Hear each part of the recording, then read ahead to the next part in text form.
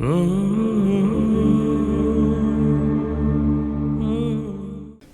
الله الرحمن